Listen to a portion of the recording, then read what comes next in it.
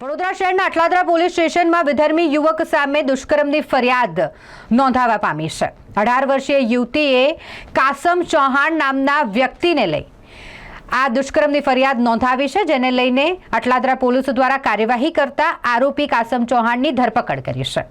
આ વિધર્મી યુવક કાસમ ચૌહાણ જેણે 18 વર્ષની યુવતી સાથે દુષ્કર્મ ગુજાર્યું હોય, વારંવાર દુષ્કર્મ ગુજાર્યું હોય તે અંગેની ફરિયાદ અટલાદરા પોલીસ મથકે નોંધાવા પામી અને ત્યારબાદ પોલીસ એક્શન મોડમાં આવી અને આરોપીને ઝડપી પાડ્યો છે। ફરિયાદમાં જે માહિતી આપવામાં આવી છે તે મુજબ આરોપી કાસમ ચૌહાણ જે પોતે એક વકીલ છે અને સાથે સાથે ટ્યુશન ક્લાસ પણ ચલાવતો હતો। યુવતી જ્યારે 11 અને 12 ધોરણ ભણતી હતી ત્યારે કાસમ ચૌહાણને ત્યાં ટ્યુશન કરવા જતી હતી ને આ જ દરમિયાન કાસમ ચૌહાણ દ્વારા તેની સાથે તેને છાણી, બીલ અને ચાપડ અલગ અલગ જગ્યાએ લઈ જઈને દુષ્કર્મ આચરવામાં આવ્યું। એટલું જ નહીં, તેના બીભત્સ ફોટા પાડી આ ફોટા વડે યુવતીને બ્લેકમેલ કરી વારંવાર આરોપી કાસમ ચૌહાણ પોતાની હવસ સંતોષતો। આખરે યુવતીએ અટલાદરા પોલીસ મથકે ફરિયાદ કરતા અટલાદરા પોલીસ દ્વારા આરોપી કાસમ ચૌહાણને ઝડપી પાડવામાં આવ્યો છે। ગઈકાલ રાત્રે 11:30ની આજુબાજુ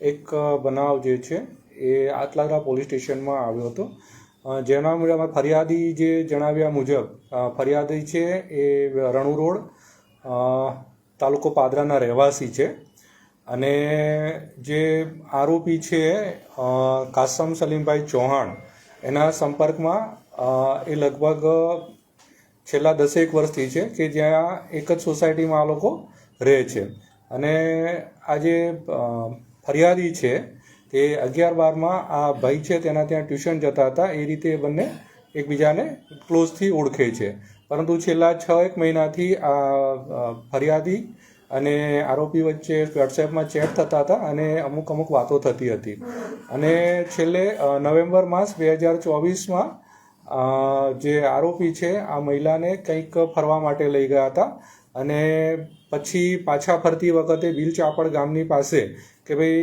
તારા ફોટા છે એ તારા ને મારા ફોટા છે મોબાઈલમાં છે અને તારે મારી જોડે સંબંધ બાંધવો પડશે, નહીં તો પછી હું તારા ઘરે જઈને બધાને જણાવી દઈશ એમ કરીને જબરજસ્તીથી કરેલ હતી અને એની જોડે એ જબરજસ્તી સંબંધ બાંધેલા હતા અને ત્યારથી 28 ફેબ્રુઆરી સુધી અલગ પ્રકારે અલગ જગ્યાએ જઈ મોટે ભાગે આ બિલ ચાપડનું જે ગામ છે એની જાડીઓમાં જ્યારે તેને સંબંધ બાંધેલા હતા અને આ છોકરી છે એ એના જે માસિક ધર્મમાં બેસેલ ન હોય અને એના મમ્મીને ખબર પડતા શું થયું તો એણે આખી હકીકત જણાવેલ હતી અને પછી એ અહીંયા આવી અટલાદરા વિસ્તારમાં બનાવ બનેલો હોય ત્યાં આવી અને એક રેપની બલાત્કારની ફરિયાદ છે એ અટલાદરા પોલીસ સ્ટેશનમાં નોંધાયેલ છે।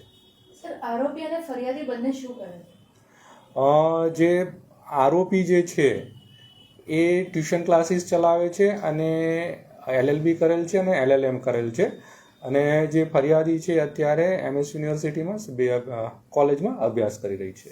સર, કેટલા સમયથી બંનેનું રિલેશન હતું? ક્યારથી એ લોકો ઓળખે છે? તમને ઓળખવા તો આ લોકો એક જ સોસાયટીમાં રહેતા હોય, લાંબા ટાઈમથી ઓળખે છે, પરંતુ છોકરી 11માં અને 12મા ધોરણમાં આને ત્યાં ટ્યુશન જતી હતી, આરોપીને ત્યાં ટ્યુશન જતી હતી અને છેલ્લા નવેમ્બર 2024થી આ રીતે જબરજસ્તીથી આરોપીએ ફરિયાદ સાથે સંબંધ બાંધેલ છે। હા, ત્યારે પુખ્ત વયની હતી। તો આ ક્યાં ફરવા લઈ ગયેલા? બંને ક્યાં ગયા હતા? અરે મોટે ભાગે જ્યારે ત્યાંથી આવતા હોય તો MS યુનિવર્સિટીમાં છોકરી ભણતી હોય ત્યાં સુધી આવતા હોય, ઘણીવાર આને છાણી બાજુ આ ફરવા લઈ જતો હતો અને બસ 2 જગ્યાના લોકેશન ફરવાના એમના છે। સર, આવા જે કેસીસ હોય છે સમગ્ર કેસીસને તમે કઈ રીતે જોવો છો? પોલીસ વિભાગ વડોદરાને કઈ રીતે જોઈ રહ્યો છે? આટલા સમયથી જ્યારે એ લોકો ફ્રેન્ડશિપમાં હોય છે કે રિલેશનમાં હોય છે ત્યારે પછી